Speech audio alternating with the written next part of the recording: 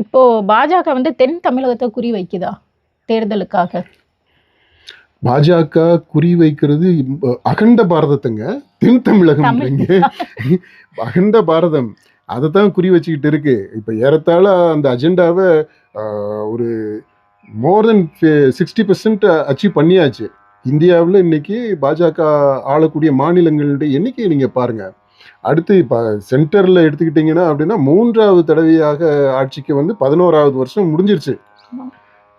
ஏன்னா அடுத்து தமிழ்நாடை எடுத்துக்கிட்டீங்க அப்படின்னா ஒன்றுமே இல்லாமல் இருந்தது. எல்லாமே கிண்டல் பண்ணிட்டு இருப்போம் இல்லையா? நம்ம சொல்லிக்கிட்டு இருந்த விஷயங்கள் தான் நோட்டாவுக்கு கீழே அப்படின்ட்டு. அந்த கட்சி இன்னைக்கு இப்படி பார்க்க வைக்குது, அட அப்படின்னு சொல்ல வைக்குது. அந்த அளவிற்கு பாஜக தமிழ்நாட்டில் வேரூன்றி இருக்கு. அப்புறம் கொங்கு சைடில் அதுக்கு கொஞ்சம் ஸ்ட்ராங் பேஸ் இருக்கு. டவுன் சவுத்தில் என்ன கன்னியாகுமரி, நாகர்கோயில் அந்த பக்கம் திருநெல்வேலிக்கு அங்கிட்டு இருக்கு.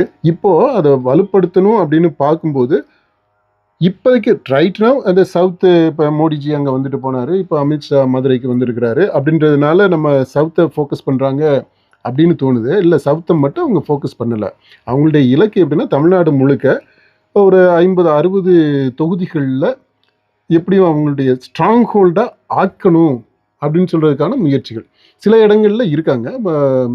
ஸ்ட்ராங் ப்ரெசன்ஸ் இருக்குது, வின்னிங் ப்ரெசன்ஸாக அதை மாற்றணும். அப்புறம் எங்கெங்கெல்லாம் அவங்களுக்கு கொஞ்சம் அந்த ஆதரவு வருவதற்கான இந்த சூழல் மூட் இருக்கோ அதை எல்லாத்தையுமே எக்ஸ்ப்ளாய்ட் பண்ணணும் அப்படின்னு பார்க்குறாங்க.